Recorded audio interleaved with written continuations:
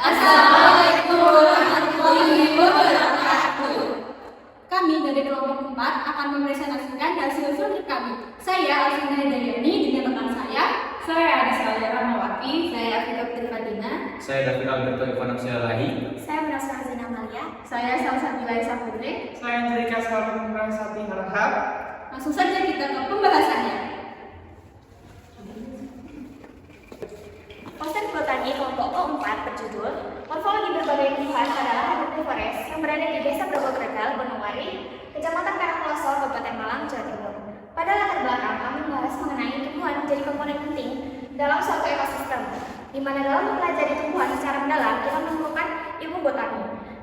Dan menurut Toy et al. Tahun 2020, botani merupakan cabang ilmu biologi yang mempelajari secara mendalam terkait tumbuhan. Dan pelaksanaan praktikum lapang menjadi sarana pembelajaran ilmu botani secara praktik lapang yang dapat meningkatkan pemahaman terkait dengan tumbuhan. Tujuan dari adanya pelaksanaan praktikum field trip ini adalah praktikan mampu mengidentifikasi bagian morfologi termasuk menentukan stomata, dikotil, dan monokotil dan beserta modifikasi tumbuhan yang ada di lapangan.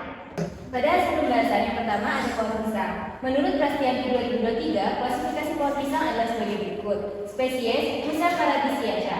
Pada hasil pengamatan diameter batang yaitu 17,51 cm dengan jarak pengamat dengan pohon yaitu 309 cm dan tinggi pohon 10,122 meter. Pohon pisang memiliki daun yang tergolong daun lengkap dengan ciri-ciri bentuk memanjang, ujung daun tumpul, pangkal daun berbentuk bulat serta tulang daun yang menyirip. Tepi daun yang rata, daging daun seperti kertas, dan permukaannya berselaput lilin. Batangnya jelas terlihat, berbentuk bulat dengan permukaan banyak lentisel, tumbuh tegak lurus, serta bercabang dengan pola monopodial.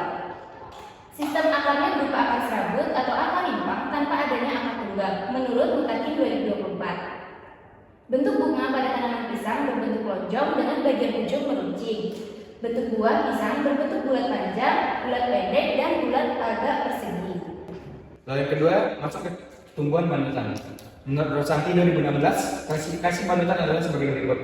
Spesiesnya Ageratum conizoides. Lalu masuk ke 4 identifikasi dari tumbuhan panutan. Yang pertama, identifikasi daun. Panutan termasuk dalam kelompok bunga yang daunnya tidak lengkap. Bagian ujung daun ini bertipe runcing, sedangkan pada bagian pangkal daunnya tumpul. Bentuk daunnya mirip, tapi daun bergerigi halus, bentuk daging daun seperti kulit, dan permukaan daunnya berbulu kasar. Bandotan tidak memiliki modifikasi daun. Lalu identifikasi batangnya, batang bandotan kejelasan batangnya yaitu jelas, berbatang, dengan bentuk batangnya silindris atau bulat. Permukaan batang berambut, arah tumbuh batang berbaring, dan tipe percabangan monopodial. Tanaman ini tidak memiliki modifikasi batang. Lalu yang ketiga, identifikasi akar. Bandotan memiliki tipe perakaran serabut. Hal ini sesuai dengan pernyataan Fadila 2022, akar dari tumbuhan bandotan yaitu akar serabut. Stomata, identifikasi stomata. Stomata yang ditemukan pada tanaman bandotan adalah dikotil. Stomata pada tanaman bandotan termasuk dalam stomata tipe anamorphic. Lalu yang ketiga, saya akan menjelaskan mengenai tekla. Menurut Dina et al. 2022, klasifikasi tumbuhan tekla adalah sebagai berikut. Itu adalah spesies Ageratina sp. Yang pertama adalah identifikasi daun. Tumbuhan tekla Tumbuhan tekla memiliki daun yang tidak lengkap atau tidak sempurna, dengan bentuk daun lancet, ujung dan pangkal daunnya runcing, tepi daun bergerigi halus, daging daun tipis seperti selaput, tulang daun menyirip, dan permukaan daunnya yang berbulu halus.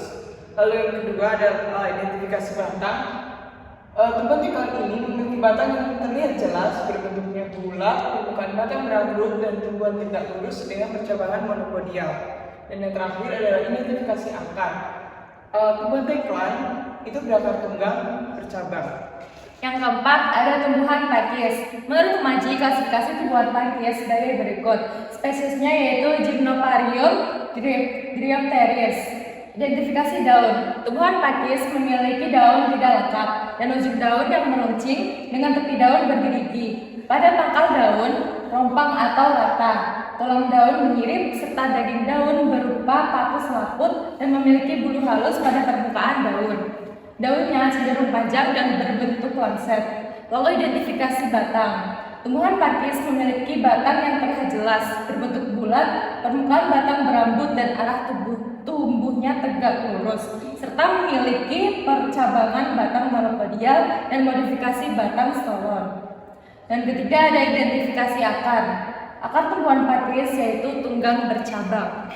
Dan yang kelima ada tumbuhan jahe. Menurut Sidik, tumbuhan jahe termasuk dalam spesies Juniper officinal. Nah, daun tumbuhan jahe ini memiliki daun yang tidak lengkap yang terdiri dari pelepah dan helai daun. Daunnya berbentuk lancet dengan ujung daun meruncing dan juga pangkal daun tumpul. Tulang daun sejajar, tepi daun rata, daging daun tipis seperti selaput dan juga permukaan daun berselaput lilin. Nah, untuk batang tanaman jahe ini terlihat jelas dengan arah tumbuh tegak lurus, berbentuk bulat dan permukaan licin serta percabangan monopodial dan modifikasi batang rizoma. Nah, untuk sistem akarnya ini berupa akar serabut dan tanaman jahe memiliki stomata monokotil dengan tipe tetrasitik. Kesimpulannya adalah morfologi tumbuhan terdiri dari daun, batang, akar, bunga, dan buah. Tidak semua tumbuhan memiliki morfologi yang lengkap karena dapat dipengaruhi oleh faktor genetik yang dimiliki tumbuhan. Hasil pengamatan menunjukkan bandotan, teklan, pakis, dan jahe termasuk ke dalam tumbuhan dengan struktur morfologi yang tidak lengkap karena tidak ada buah dan bunga yang ditemukan, berbeda dengan pisang yang lengkap. Pada hasil pengamatan mikroskopis, daun jahe ditemukan stomata monokotil yang tersusun secara teratur, sedangkan daun bandotan ditemukan stomata dikotil yang tersusun secara acak. Sekian presentasi dari kami, kurang lebihnya mohon maaf. Wassalamualaikum warahmatullahi wabarakatuh.